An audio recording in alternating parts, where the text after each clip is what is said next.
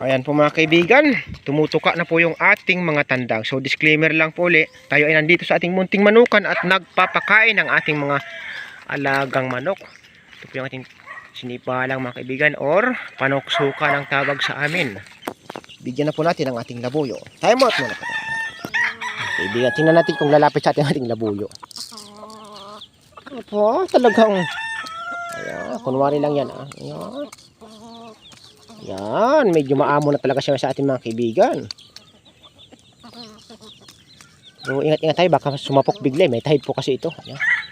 Ang ating alagang labuyo na tandang. Ayan. So, punta po tayo sa kabila mga kaibigan. Ayan, ang ating alagang labuyo na tandang mga kaibigan. Maamo na po siya. Pero hindi po 100%.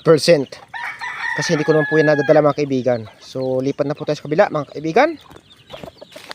Ayan, dito naman po sa ating isa pang panuksukan.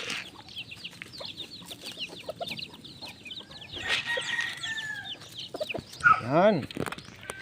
Ito po yung ating isa pang stag. Yun mga kaibigan, ang puti na yun ay stag pa po yun mga kaibigan.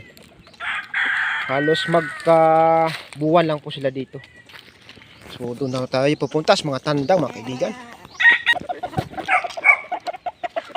Ayan, nabigyan na po natin mga kaibigan. Lipat ulit tayo sa kabila.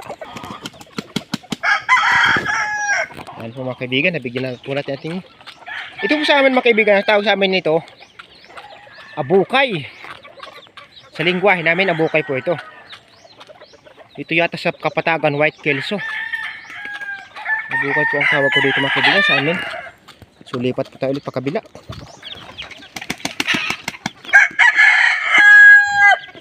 Ayan.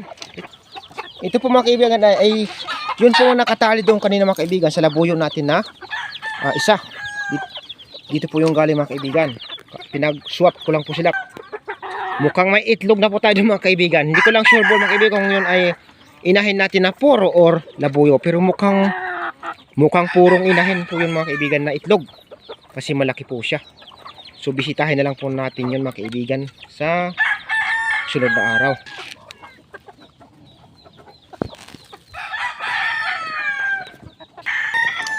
Ayan po mga kaibigan, kumakain na po yung ating isa ding manok na gold. Dito po tayo pa kabila uli.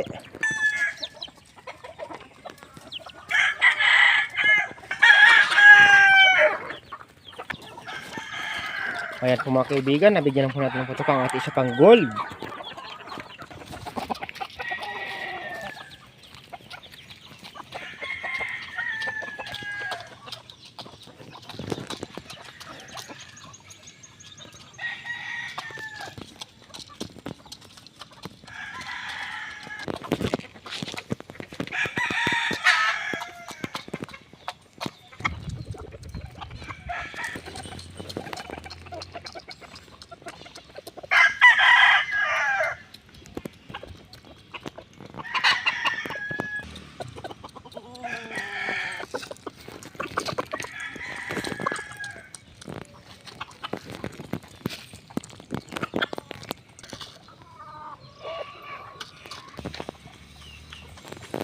So ayan po mga kaibigan, natapos na po tayo magbigay ng pagkain sa ating mga alagang manok. Ang kasunod po nito mga kaibigan, tayo ay magpapainom na kasama ng ating mga alagang sisiw. So tayo po ngayon mga kaibigan ay magbibigay na ng tubig sa ating mga alagang sisiw habang hinihintay na matapos kumain ng kalahatan ang lahat nating mga tandang na kumakain. So time out muna po tayo mga kaibigan. Thank you so much po sa inyong lahat. God bless us all.